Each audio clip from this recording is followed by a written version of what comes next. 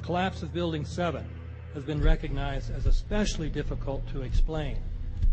The 9/11 Commission report implicitly admitted that it could not explain the collapse of this building by not even mentioning it. Mr. President, why are you and the Vice President insisting on appearing together before the 9/11 Commission? Because the 9/11 Commission wants to ask us questions. That's why we're meeting, and I look forward to meeting with them and answering their questions. Why you're appearing together rather than separately, which was their request? Because it's a good chance for both of us to answer questions that the 9/11 Commission is looking forward to asking us, and I'm looking forward to answering them. Let's see. Do you think they should be able to stand up and speak their own words? They should go under oath. They should be, yeah, in public.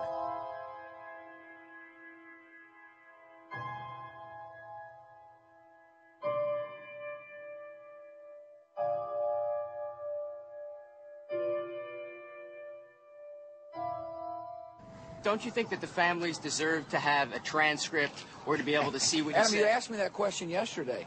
I got the same answer, yeah. The final report was a unanimous report. That means that if there was a single commissioner who had any objection about anything, that fact would be dropped from the report.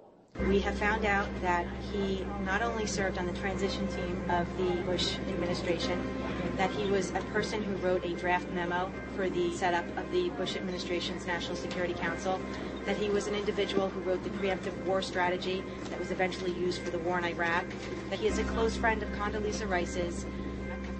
We want him to resign. There is literally nothing in the 9/11 report that the Bush administration did not approve of. We can understand, therefore, why the Commission, under Zelikow's leadership, would have ignored all the evidence that would point to the truth, that 9/11 was a false flag operation intended to authorize the doctrines and funds needed for a new level of imperial mobilization.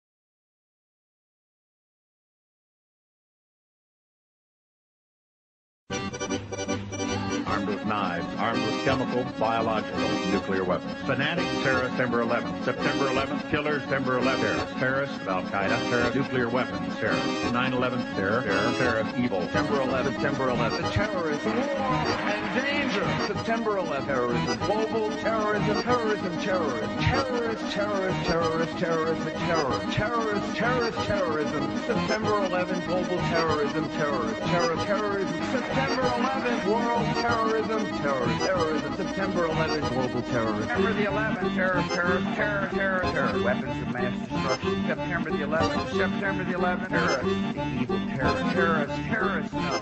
Terrorism. The words are hypnotically repeated. Terrorism, terrorist, terrorist threat, and of course, believed to be linked to Al-Qaeda. But it's the so-called war on terrorism that's in our faces practically 24/7 as the inescapable focus of our existence. One day, our grandchildren will look back on this time and ask, how was the war on terror won?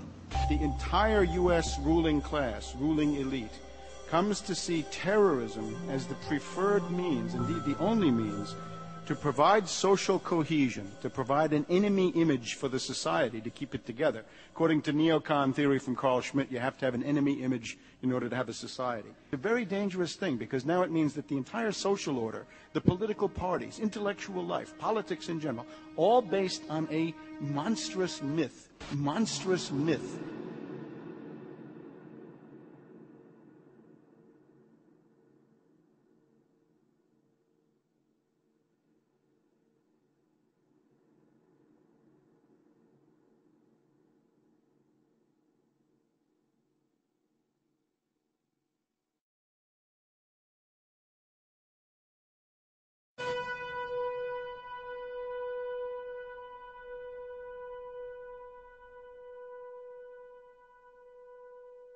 Look, the CIA has done in this country, what they've done to us is unbelievable.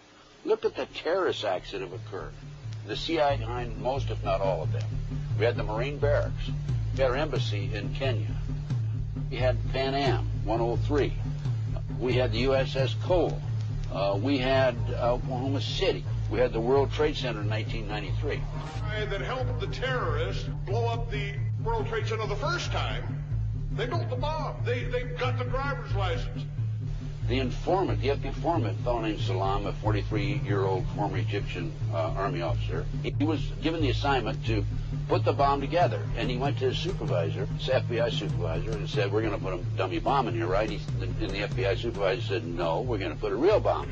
The FBI actually carried out the attack on the World Trade Center in 1993.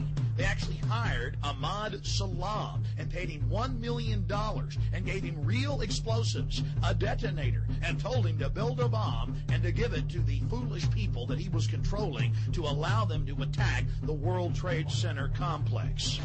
Unfortunately for them, there were only 6 people killed, not enough to pass the legislation. So what happened is 2 years later, April 19, 1995, down comes Oklahoma City Murrah building, 168 people killed. 1 year later, the anti-terrorism legislation that takes away many of our constitutional rights and civil liberties is passed.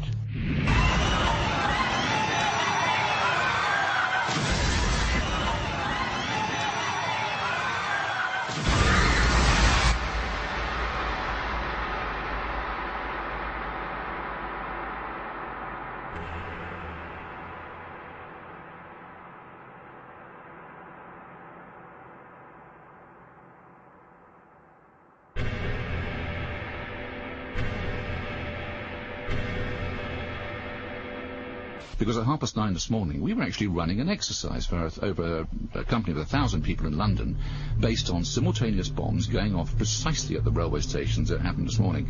So I still have the hairs on the back of my neck standing upright. To get this quite straight, you were running an exercise to see how you would cope with this, and it happened while you were running the exercise? Precisely.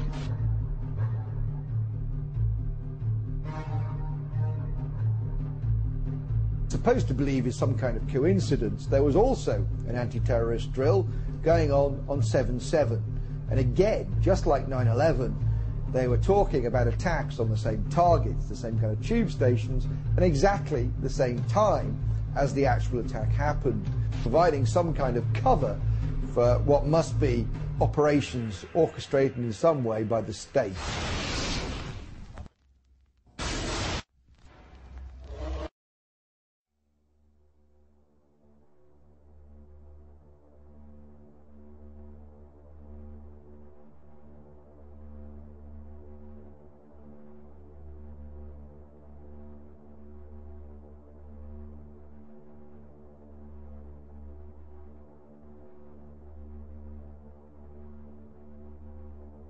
I am absolutely appalled at how much people in this country do not think.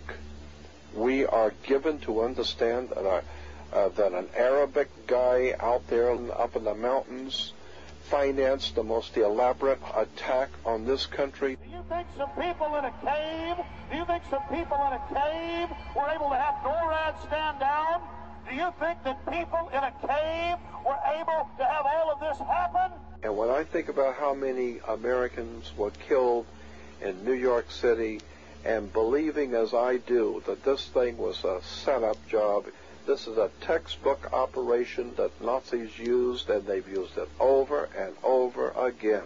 America has been suckered in one more time. I don't have to tell you things are bad. Everybody knows things are bad. The dollar buys a nickel's worth.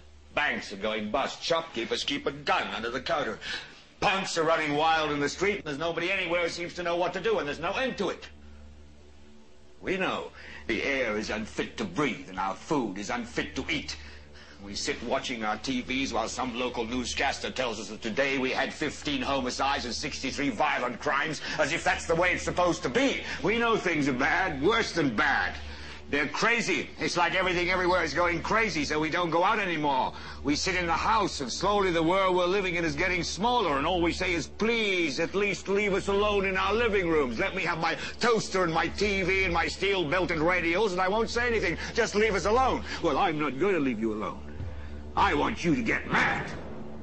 I don't want you to protest. I don't want you to riot. I don't want you to write to your congressman because I wouldn't know what to tell you to write. I don't know what to do about the depression and the inflation and the Russians and the crime in the street. All I know is that first, you've got to get mad. You've got to say, I'm a human being. God damn it. My life has value.